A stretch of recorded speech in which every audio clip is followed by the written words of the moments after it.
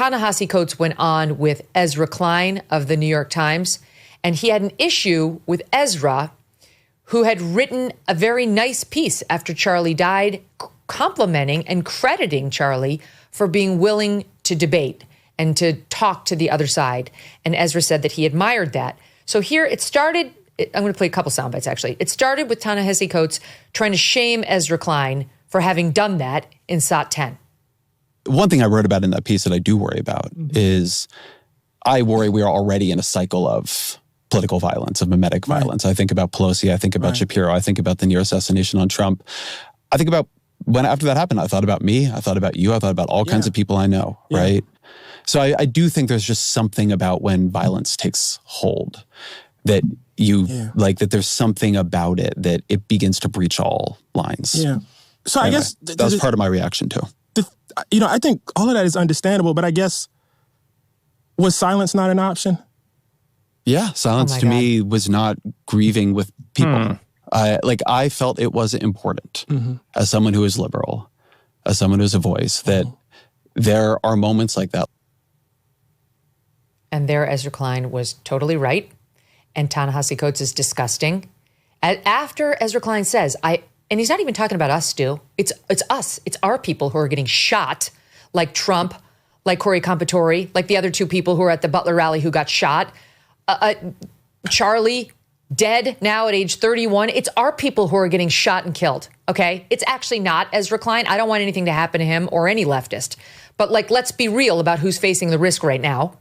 But he's thinking about himself. Okay, we'll take what we can get. He's thinking about Ta-Nehisi Coates getting shot. That's obviously what he's saying. So therefore, he had to say something against political assassination. I mean, I guess we'll take what we can get, crumbs from the left. But even the crumbs are a problem for Coates. Was silence not an option?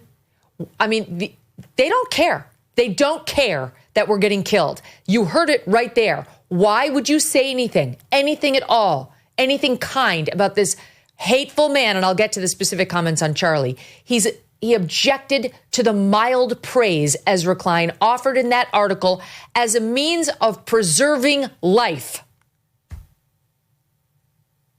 Very true. And I cannot wait for your deep dive on this. I thought what Ezra Klein wrote after Charlie's death was great. I thought it was awesome. And it was very rare that I feel that way reading something from someone on the left. I mean, it was, again, you're right. In some ways, it's crumbs. I mean, you kind of wish it was more from some of these people. But I thought it was important that it was noted from someone on the left that this guy tried to do politics the right way. And I think the left has a real struggle on their hands because, you have someone like Ezra Klein who's talked about this, this abundance idea on the left, a way to kind of reform the left into a vision that maybe the middle of the country won't absolutely hate. And when I look at that politically, I'm like, gosh, there's something to that potentially. Like, I'd be worried about that as a conservative who wants, conservative ideas to win. It's much more threatening than politically than what we see on the left from someone like Coates, like someone from like Ibram Kendi.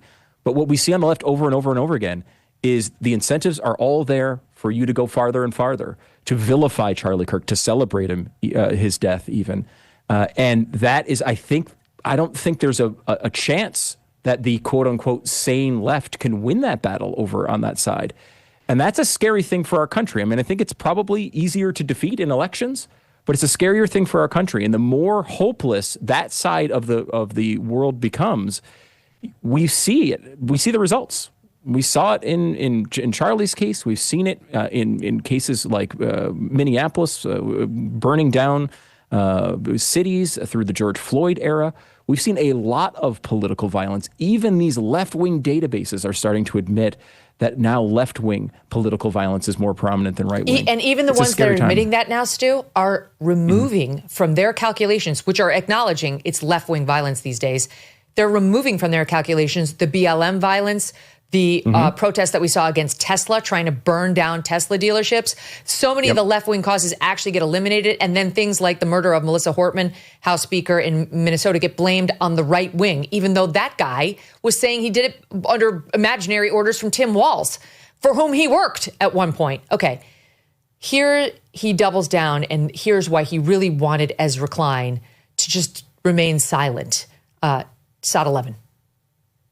I don't take any joy in saying this, but we sometimes soothe ourselves by pointing out that love, acceptance, warmth, that these are powerful forces. I believe they are. I also believe hate is a powerful force. I believe it's a powerful, powerful unifying force. And I think Charlie Kirk was a hate monger. I really need to say this over and over again. I have a politic that rejects violence, that rejects political violence. I take no joy in the killing of anyone, no matter what they said.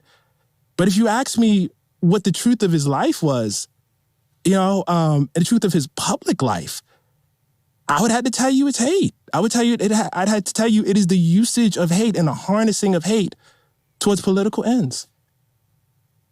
I got a question for you, Ta-Nehisi. Was silence an option? Maybe silence was a better option for you as his family's still grieving him and he's barely in the ground. Maybe now would be a time for you to shut the fuck up and stop talking about somebody you didn't know at all in hateful terms and driving up the hate meter on right-wing thinking, which is what Charlie was guilty of, as many of us are still making public appearances and trying to live, okay? Maybe that's something you could think about in the future. I can't say it better than Mark Halpern said it when he reacted on After Party with Emily Jashinsky. Here he is, SOT 13. That guy was not speaking on teleprompter. He was speaking off the top of his head. So maybe he regrets saying what he said, but fuck him. Because this man was not a hater. Just manifestly not. And there's so much evidence on the public record. You didn't have to know him personally to know that he wasn't a hater. Disagree with him.